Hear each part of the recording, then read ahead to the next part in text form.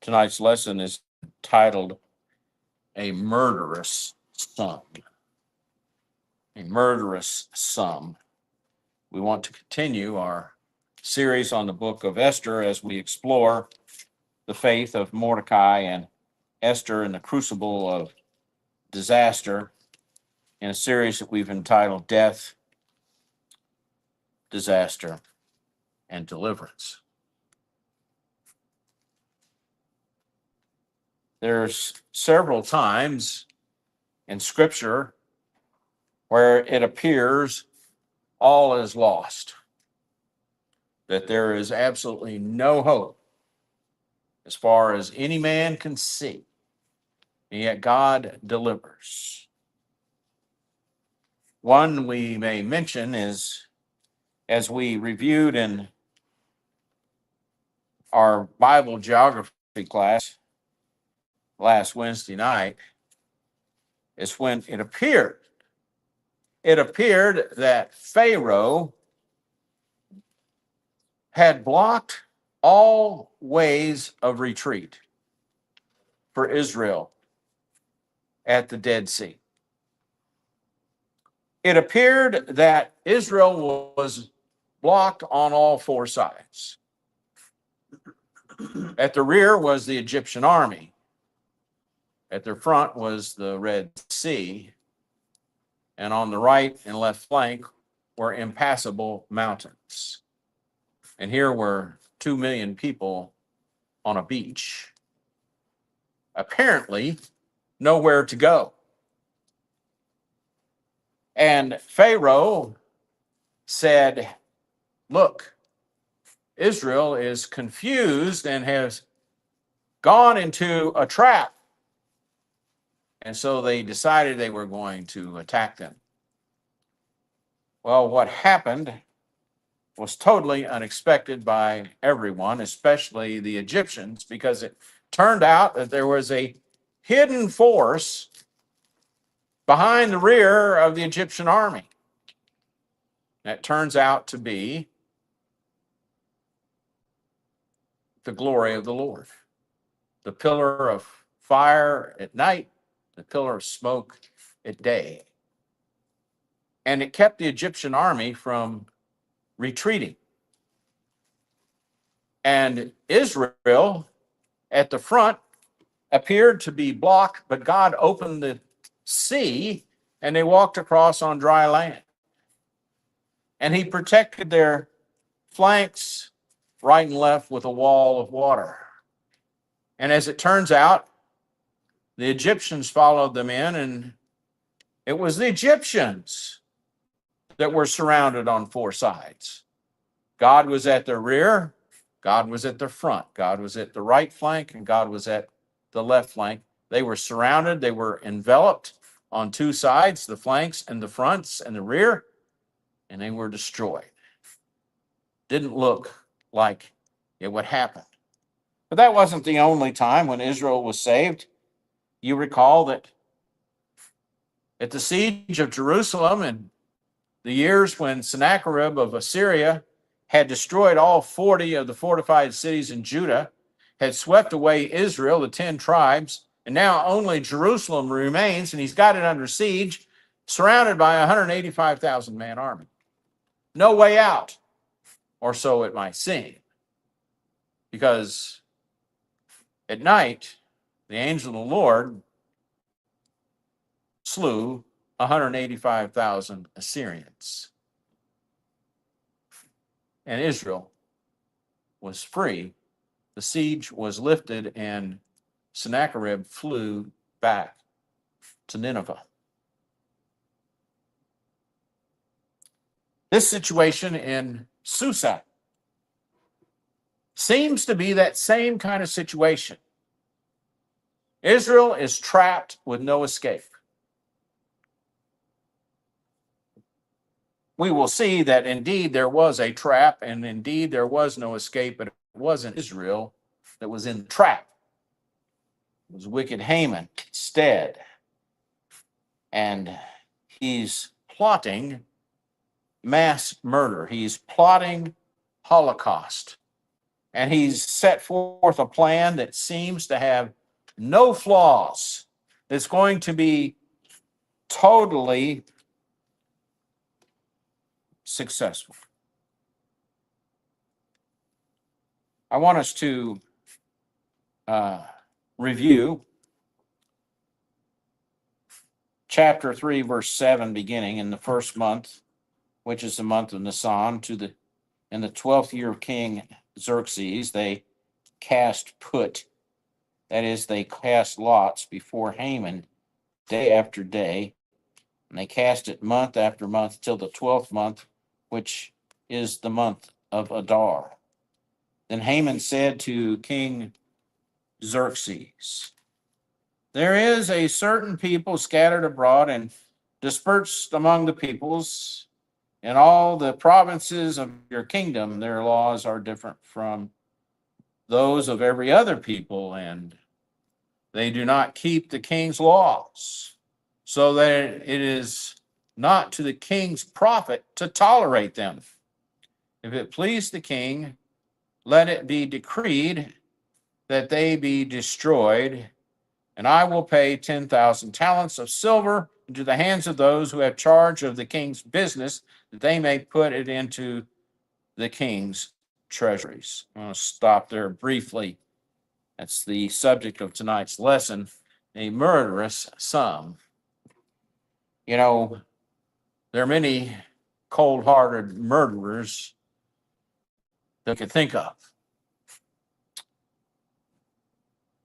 And some are obsessed with murder. In fact, they all are. Some are more obsessed than others. This man is so obsessed with murder of Mordecai and his people that he's willing to set forth a sum of 10,000 talents of his own money to make sure it happens. Well, it doesn't sound like anything we're familiar with. Well, assuming a $60 an ounce for 1 ounce of Troy pure silver, that sum today would be somewhere between 60 and 70 million dollars. Wicked Haman was willing to spend 60 to 70 million dollars of his own money in this murderous plot against Mordecai, whose only crime was that he wouldn't bow down to him as if he were a god. And his murderous intent was so severe that he said, well, why should I stop with just Mordecai? Let's kill all the people of his nation, all the Jews. And as we read this morning, these people are scattered all over the Persian Empire, which is the largest empire that earth had ever known to that time, that went all the way from Libya to India. And the Jews were scattered all over. We don't know how many Jews there were. Probably there was 500,000 Jews scattered throughout Persia. And the plot was Haman was going to pay 60 to 70 million dollars to whoever would do the deed to kill these people. And then it gets worse as we go along. Verse 10. So the king took his signet ring from his hand and gave it to Haman the Agagite, the son of Hammedatha, the enemy of the Jews. And the king said to Haman, the money is given to you. The people also to you, do with them as it seems good to you. This is even worse. Haman doesn't have to spend his own money. Xerxes says, hell, I'll put up the money. I'll give you the money to kill these people.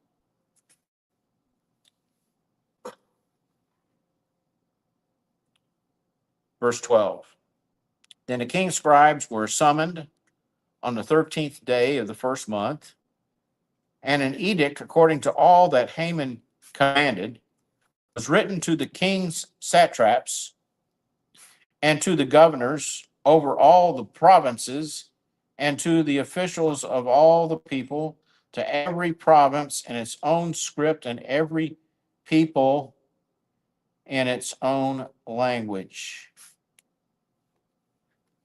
This sounds an awful like Pentecost in reverse.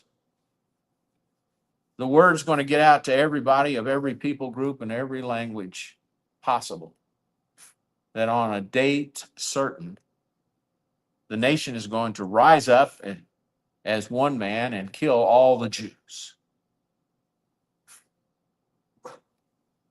Well, one of the things that we will see later is that since the Jews were slaves, they didn't have any weapons. So they couldn't fight back. They didn't have any swords. The only swords were those of the enemy. It was a dire situation. But Haman was determined to murder because of his hatred of one man and his people. It was written in the name of King Xerxes and sealed with the king's signet ring. Letters were sent by couriers to all the king's provinces with instruction to destroy, to kill, and to annihilate all Jews, young and old, women and children, in one day, the 13th day of the 12th month, which is the month of Adar, and to plunder their goods. No stone is left unturned by Haman and his wicked plan. He's been plotting it for a year. And he's got the king's acquiescence. He has the king's money. He has the king's signet ring. He has it sealed in Persian law, which cannot be changed. And he's sent letters by couriers to every single province throughout the entire empire. That's no easy task if the empire extends from Libya to India. But that's what was done. And the order that was given to all the governors of all the provinces, 124, we're told, on this date certain, all the Jews are going to be killed. All the Jews are going to be annihilated. All of their property is to be seized. And their annihilation is to be total. Men, women, children. None left alive. We're talking about a Holocaust.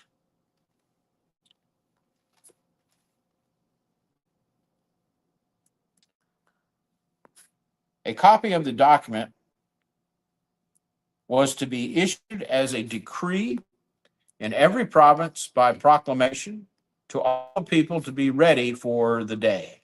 So not only was this proclamation put in writing and sent to all the governors, when the governors received it, they were to announce it to everybody at the town square, as it were. Everybody in Persia was to be told what to do, when to do, and how to do it, and what date it was to be done.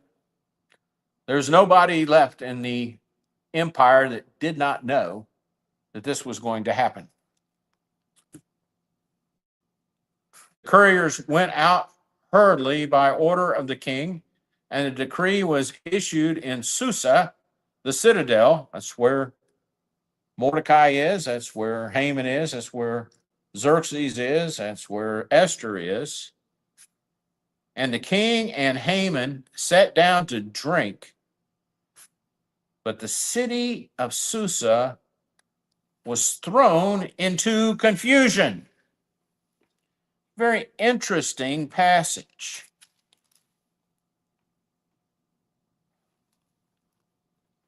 Well,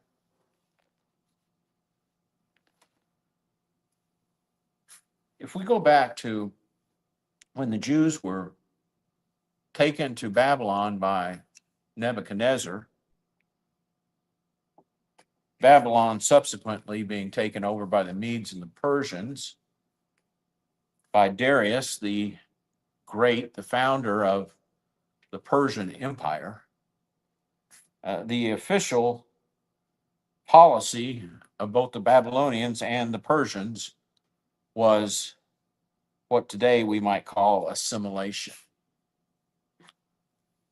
And what they did, they took the best and the brightest, the most educated, the most brilliant people of the conquered peoples that they conquered, and they took them back and they trained them to be Persians.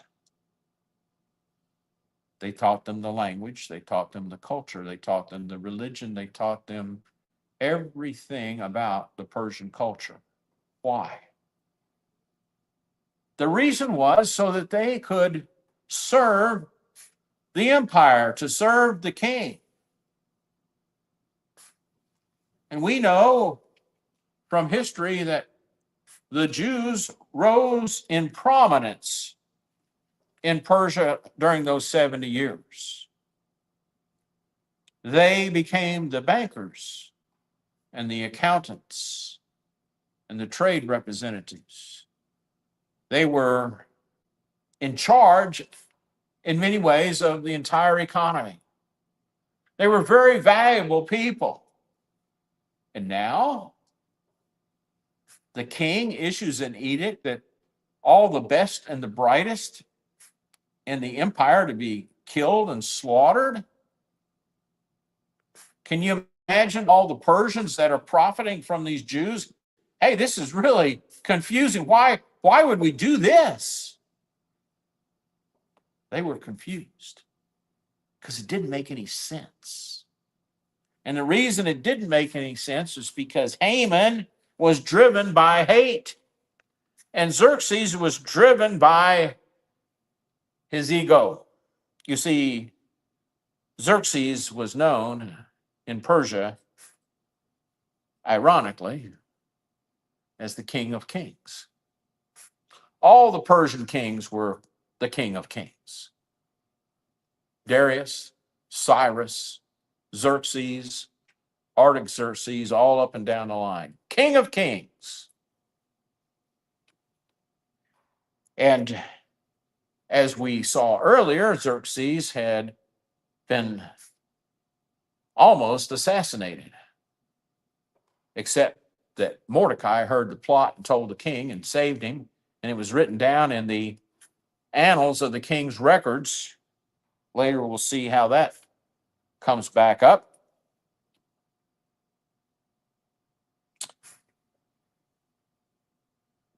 It didn't make any sense. Why would you do it? Well, it was driven by hatred and ego. But everybody in the country, in the empire, that had a lick of sense said, this makes no sense. This is crazy. Why would we destroy our economy for what? Why? Well, the lies of Haman. He strokes Xerxes' ego.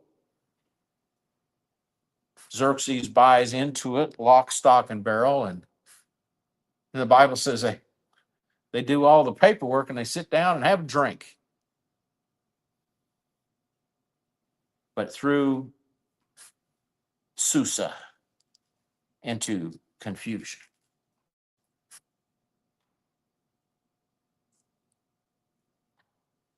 But see, there's a method to the madness, because Xerxes was listening to Haman and Haman was listening to Satan. What does Satan get out of this? If Haman is able to pull this off, all the ancestors of the coming Messiah would be dead, the Messiah wouldn't come. And that's what Satan's been after since day one, to stop Messiah. And at this juncture, it looks likely that that's going to happen. But like over here, hidden behind the mountains, there's a hidden force, and it's God. Before us is all over, the hunter will become the hunter. What's the lesson for us? The lesson is, no matter how much money, no matter how much hate, no matter how much power, no many millions of people may be opposed to the cause of Christ, as long as there's one faithful Christian left on earth, it's a force that cannot be defeated.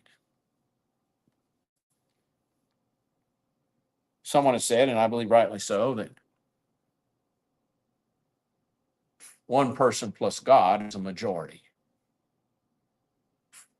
God's proven it time and time and time again. Just read the book of Judges and see how God takes a bunch of nobodies and overthrows kings and armies. He's about ready to do it again, this time on a very grand scale. A very grand scale, indeed. You'd be hard-pressed to find a more wicked man than Haman. You'd be hard-pressed to find a wicked man more determined to do wickedness than Haman. You'd be hard-pressed to find somebody with more of a murderous heart than Haman, and yet God takes him to the sidelines because two people stand in the gap, Mordecai and Esther. This is what we have to understand in our spiritual struggle today, that the Lord of hosts, his mighty army, standing with us as we do battle with the powers of darkness.